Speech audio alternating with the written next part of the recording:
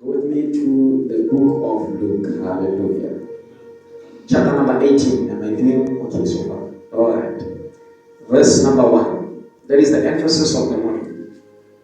And I want you to get food. The Bible says, then Jesus told his disciples a parable to show them. So the purpose of the parable was to show them that they should always pray and not give up. Another translation might say that Jesus made this illustration for his disciples to the end that they must always pray and not lose heart. Another one might say, and then he made an example to the intent that everybody must pray and not lose heart. Hallelujah. Right. Many times, let's just break down the doctrine of what was happening in the lives of the apostle at the time.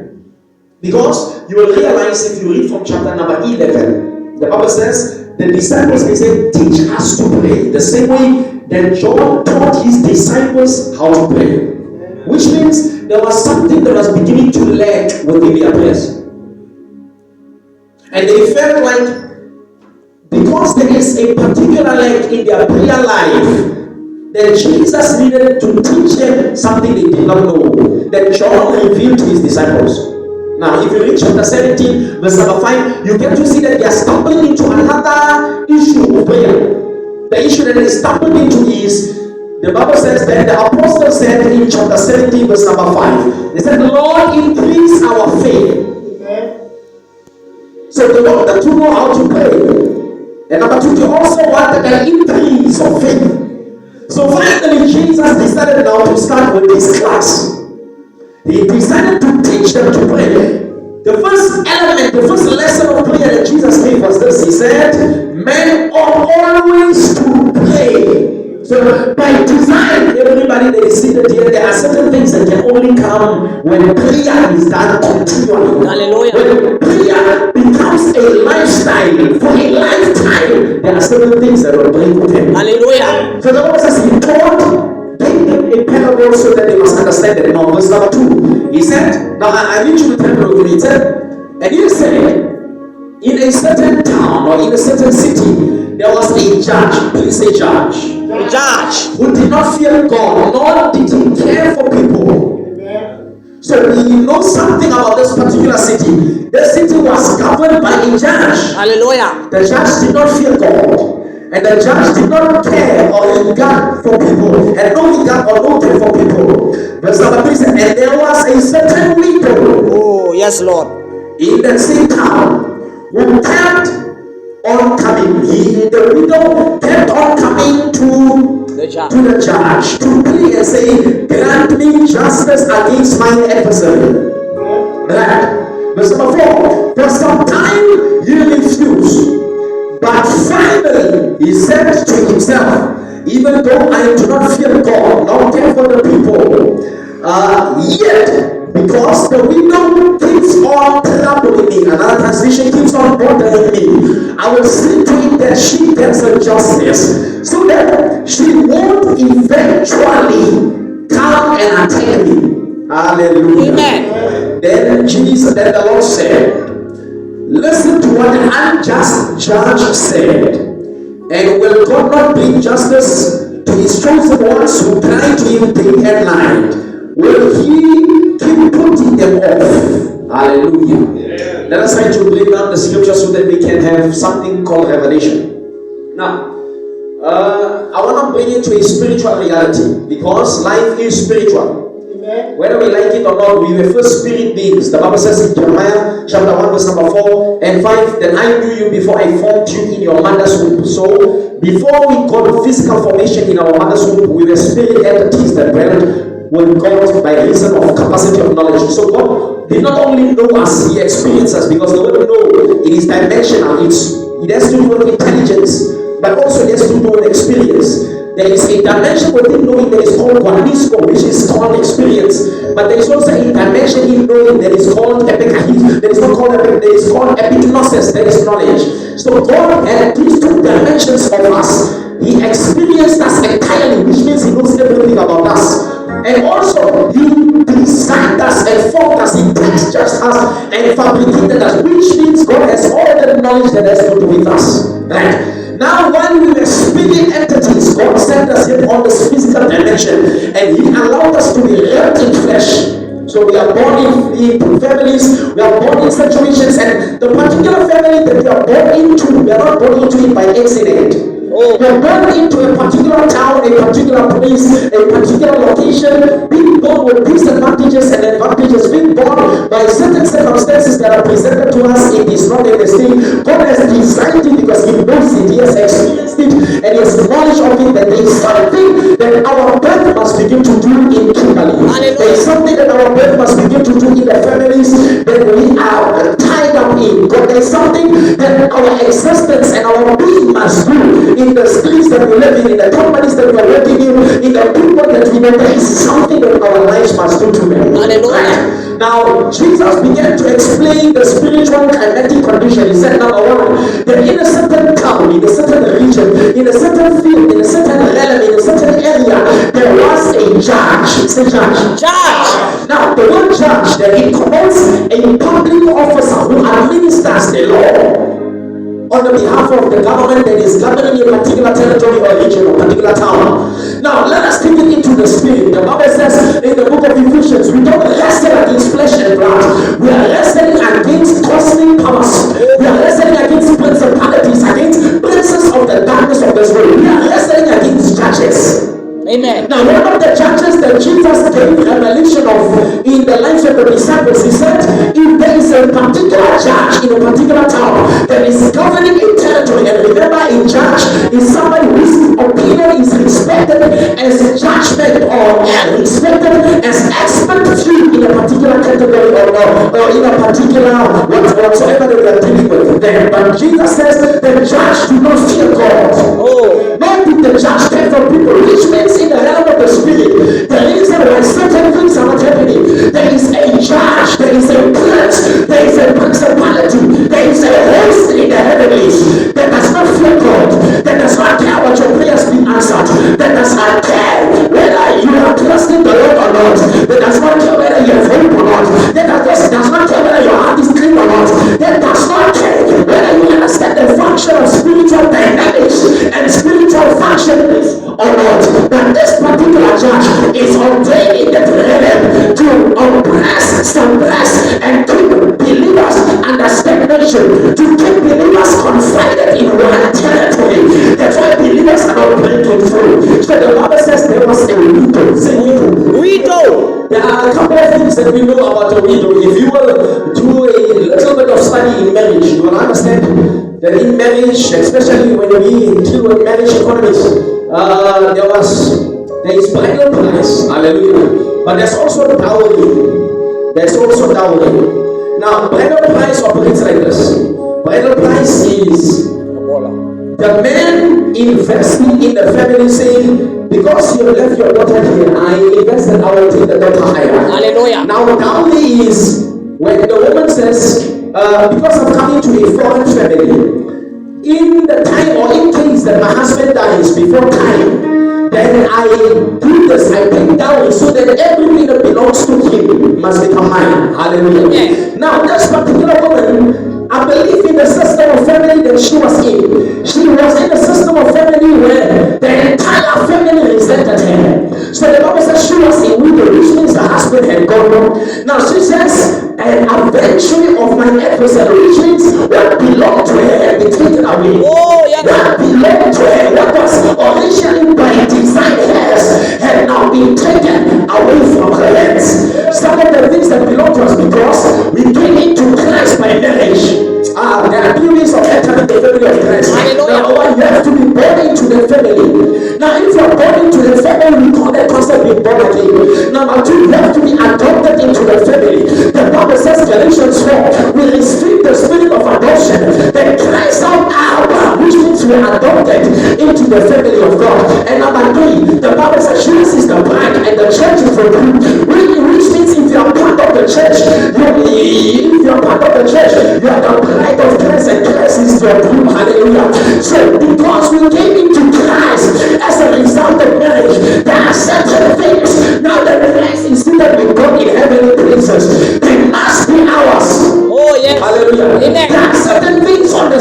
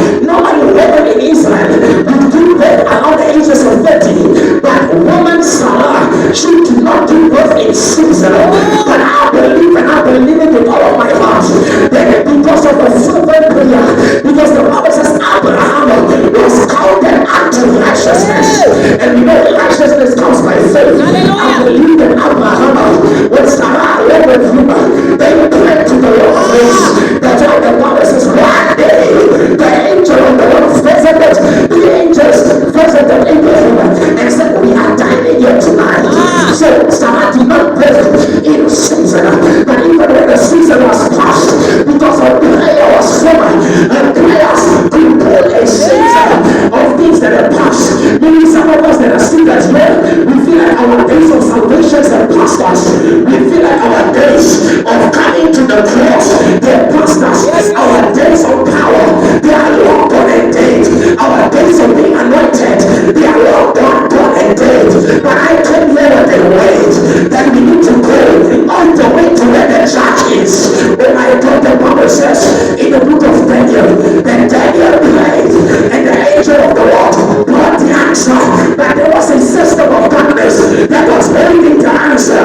But the Bible says that the Spirit of God said to Daniel, don't tell him pray. Don't tell him pray. That's why Jesus says, you are men ought always to pray and not to lose heart. If you set a place where your hands, you must always break open in prayer. There are certain things that are not happening that we came to confront powers of darkness. We pray here tonight. We came to tell the devil that his mother-in-law. We are not backing down tonight. We are going all the way to the place where prayer is answered. And what we are going to do, we are going to march.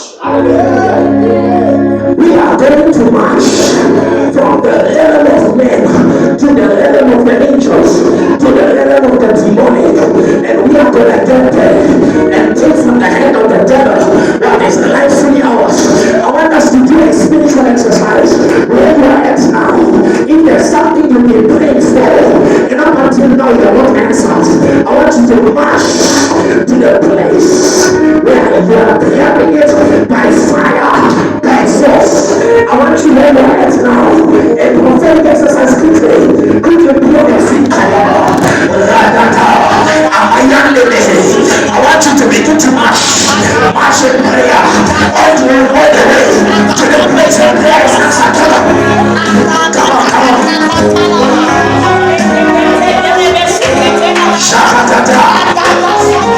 You can do much better.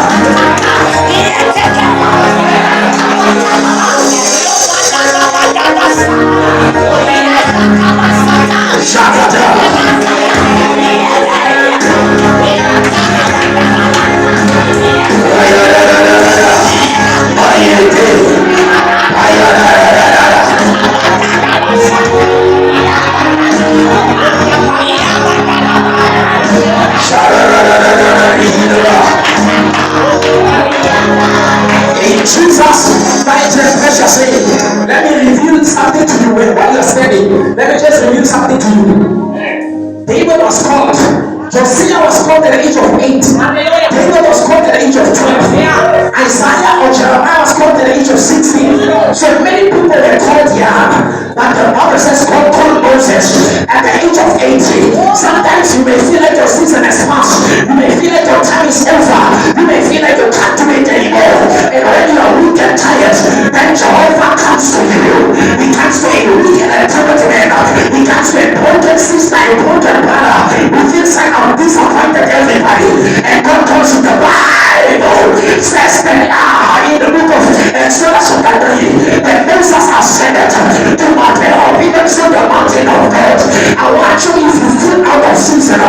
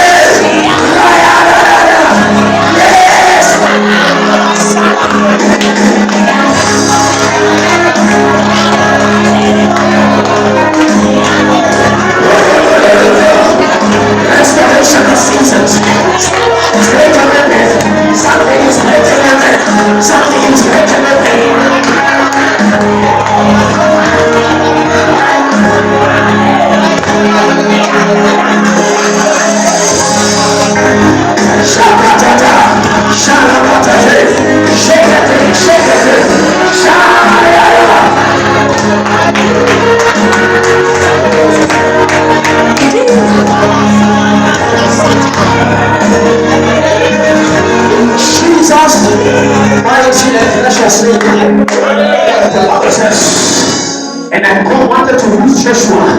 Joshua gathered 2,000 people. God said, these people are too many. Sometimes the people are too many in your life. The power of God cannot be seen. Sometimes with the help by everybody, the power, the action, the ability of God cannot be seen. So God said, I only need 200 people. Sometimes the people are walking away. God wants to start a thing. You are seated here today, standing here today. You feel like people have left me. You feel like people no longer favor me. People no longer like me. People are no longer in it for me. When people hate you, when people become enemies, that's when Jehovah God wants to do something in your life. I want you to do one hungry prayer point. Father, favor me. Father, favor me. Father, favor me. Father, favor me. Father, favor me. With the favor of the season, come on. I do prayer point.